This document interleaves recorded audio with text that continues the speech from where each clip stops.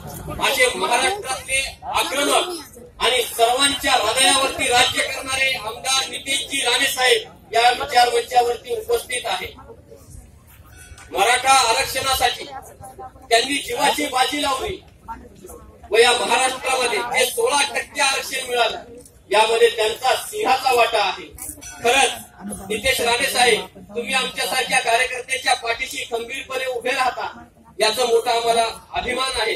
कधीही रात्री 10ला फोन करू द्या, 11ला 12ला साहेब कॉल रिसिव्ह करून 2 शब्द बोलतील। एखादा जर वाईट प्रसंग असला, काही कुठल्या गोष्टी असल्या त्याबद्दल खरंच ते मार्गदर्शन करतात। म्हणून मी प्रत्येक ठिकाणी आमचे मार्गदर्शक म्हणून आमदार नितेश साहेब यांचा असा उल्लेख करतो। तर या विचार मंचावरती आता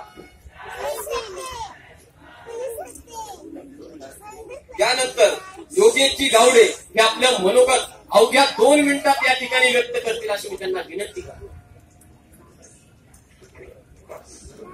महाराज हिंदवी स्वराज्य संस्थापक योद्धा अद्वितीय राजनेते धुरंधर प्रौढ प्रताप पुरंदर शस्त्रास्त्र शास्त्र पारंगत सुवर्ण छत्रपती श्रीमंत श्री छत्रपती शिवाजी महाराज की, धर्मवीर संभाजी महाराज की।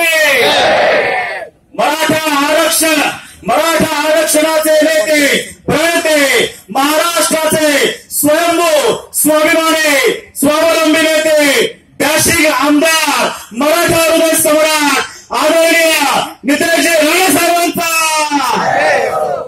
धन्यवाद। सप्रेम जय महाराष्ट्र। आज आपल्या सर्वांचे, तुम्हाला सर्वांचे नव्हे तर संपूर्ण हिंदुस्थानचे धर्मवीर छत्रपती संभाजी महाराजांचे 338वा राज्याभिषेक सोहळा आणि या राज्याभिषेक सोहळ्यासाठी या महाराष्ट्राच्या कानाकोपऱ्यातून आलेल्या हजारो शिवप्रेमींना, शिवभक्तांना आणि मंचगावरचे आपले सर्वांचे, तुम्हा सर्वांचे लाडके नेते आदरणीय नितेशजी राणे साहेब, त्याप्रमाणे मंचगावरील सर्व उपस्थित मान्यवर, समोर बसलेले सर्व शिवभक्त शिवप्रेमी, तमाम हिंदू मराठी बंधू बांधव, माता भगिनी, तुम्हा सर्वांना मी शिवप्रवक्ता योगेश गावडे पाटील तुम्हा सर्वांचं हार्दिक अभिनंदन आणि स्वागत करतो। खरं बघायला गेलं तर कार्यक्रमाला आपला उशीर झालेला आहे, पण एवढंच सांगेल या कार्यक्रमासाठी जमणार आज लाखोंच्या संख्येने पुढच्या काही भवितव्यामध्ये आपण जमणार आहोत आणि आपल्या शिवाजी महाराजांना, आपल्या छत्रपती संभाजी महाराजांना आपणच आज 400 वर्षानंतर पुनश्च एकदा न्याय मिळवून देण्यासाठी इथे जमला। इथून पुढे छत्रपती संभाजी महाराजांची जयंती आणि पुण्यतिथी सुद्धा आपण धूमधडाक्यात या गावामध्ये साजरी करू। आदरणीय नितेशजी राणे साहेब, 16% मराठ्यांना जे आरक्षण आज मिळालं आहे, पुणे किती काही बोललं, पण त्या दिवशी दस्तूरखुद्द छत्रपती संभाजी महाराजांनी कणकवलीच्या ज्या वेळेस महाराणा प्रतापांचं दालन त्या सिंधुदुर्ग नगरीमध्ये आदरणीय नितेशजी राणे साहेबांच्या मार्गदर्शनाखाली उघडलं गेलं। एक राजपूत नेता आणि एक मराठा नेता या दोघांचं मनोमिलन करण्याचं काम राणे साहेबांनी सर्वांना महाराष्ट्राला दाखवून दिलं आणि त्याच वेळेस दस्तूरखुद्द छत्रपती संभाजी महाराजांनी सांगितलं कोल्हापूरच्या की 16% मराठ्यांना आरक्षण हे आदरणीय राणे साहेबांच्या राणे समितीने दिलेलं आहे, बाकी पुढे दिलेलं नाहीये। त्यामुळे इथून पुढे आपल्या सगळ्या महाराष्ट्रातल्या मराठ्यांना आपण एकजुटीने, एक मुखाने आणि एक हाताने आपल्या आदरणीय राणे साहेबांच्या परिवाराच्या पाठीशी खंबीरपणे उभं राहायचं आहे। शेवटी जाता जाता मी एवढंच सांगेन की या संगमावरच आपल्या छत्रपती संभाजी महाराजांना त्यांच्या जीवाचं बलिदान द्यावं लागलंय।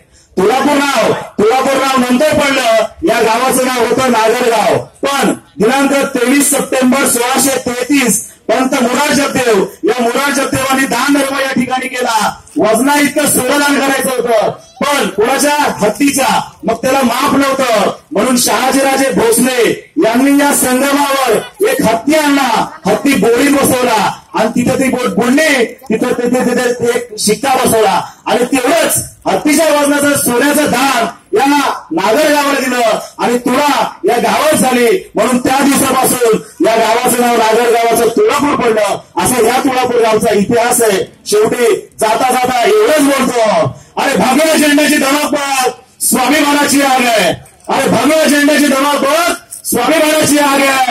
काय घाबरतो कोणाला मराठ्या? चला वट, तिथं शिवाजी महाराजांचा वाघ आहे, तिथं संभाजी महाराजांचा वाघ आहे. जय हिंद, जय शिवाजी.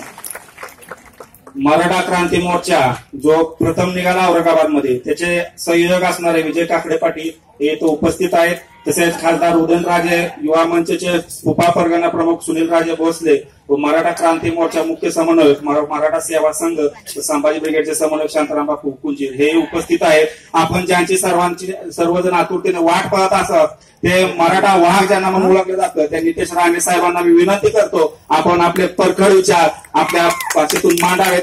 धन्यवाद.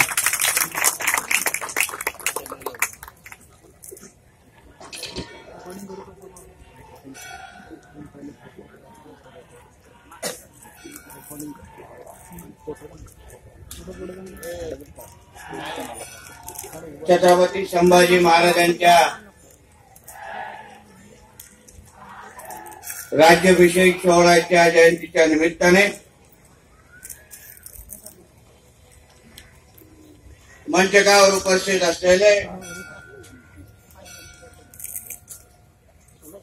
या कार्यक्रमाचे आयोजक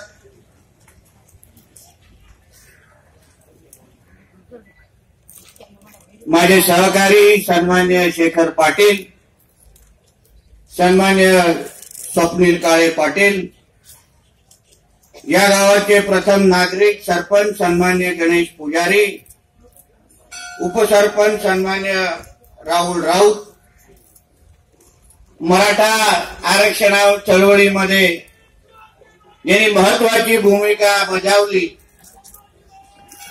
ते सन्मान्य संभाजी पाटील, उपस्थित असलेले रामभाऊ गायकवाड, उपस्थित असलेले शशिकांत कंकी, उपस्थित असलेले शिवले, उपस्थित असलेले योगेश गावडे, उपस्थित असलेले मंचकावर उपस्थित असलेले सर्वच प्रमुख मान्यवर, उपस्थित असलेले सर्वच बंधू भगिनींनो आणि माझे सर्व तरुण मित्रांनो, तुळापूरच्या ह्या ऐतिहासिक भूमीमध्ये श्री शंभू राज्याभिषेक सोहळा 2019च्या ह्या सभेमध्ये मी माझे विचार मांडण्यासाठी आवर्जून आपल्या इथे मी उभा आहे. सर्वप्रथम मी आपली दिलगिरी व्यक्त करेन, कार्यक्रमाच्या येण्यासाठी उशीर झाला. मुंबईवरून निघता आणि तुळापूर पर्यंत पोचता ट्रॅफिकमुळे असेल किंवा आपल्या रस्त्यांमुळे असेल मला येण्यामध्ये उशीर झाला. यासाठी रस्त्यांची चूक असली तरी मी आपली दिलगिरी व्यक्त करतो.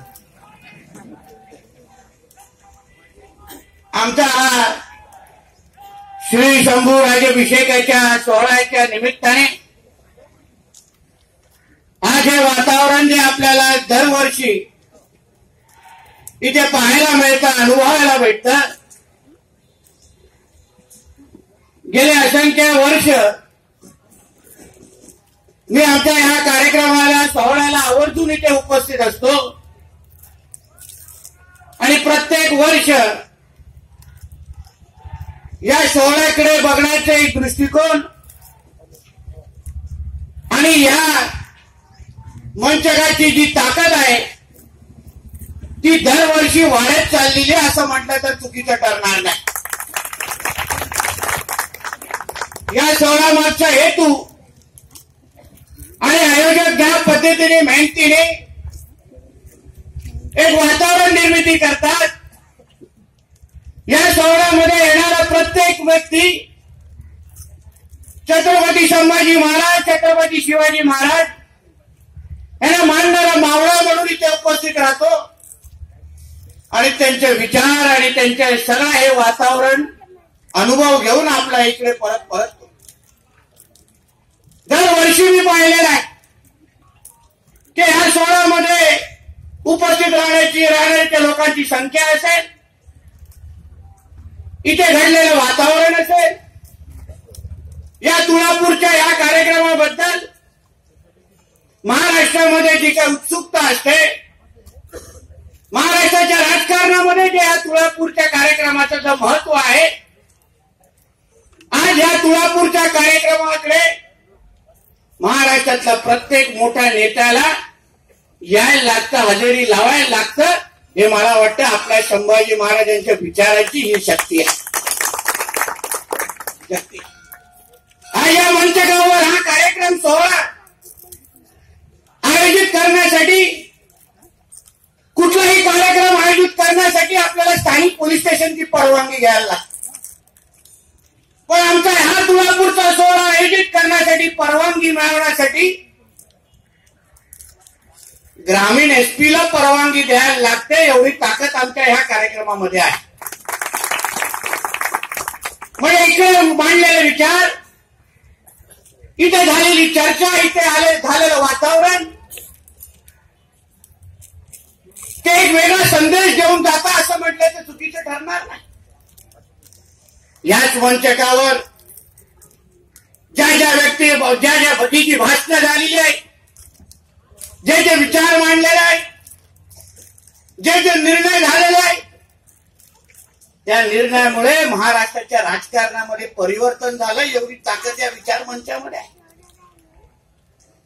गेल्या वर्षी हा कार्यक्रम होऊ शकला नाही भीमा कोरेगावच्या विषयामुळे. त्याला माहिती होतं का हा कार्यक्रम झाला तर महाराष्ट्रामध्ये वातावरण बदलू शकतं, म्हणून पोलिसांनी या कार्यक्रमालाच परवानगी नाकारली. ही ताकद या मंचकाची हे लक्षात घ्या. म्हणून आज या कार्यक्रमाकडे पाहत असताना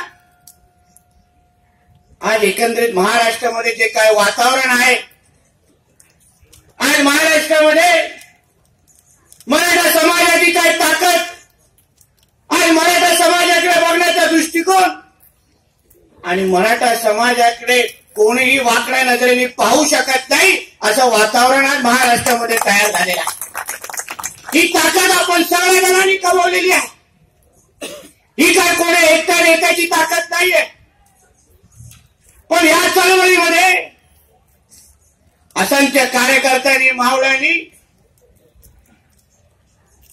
जो रक्त सांडलंय, जी मेहनत केली आहे, जो बलिदान दिलाय, जो त्याग केलाय, हे वातावरण हे त्याच्यामुळे आहे.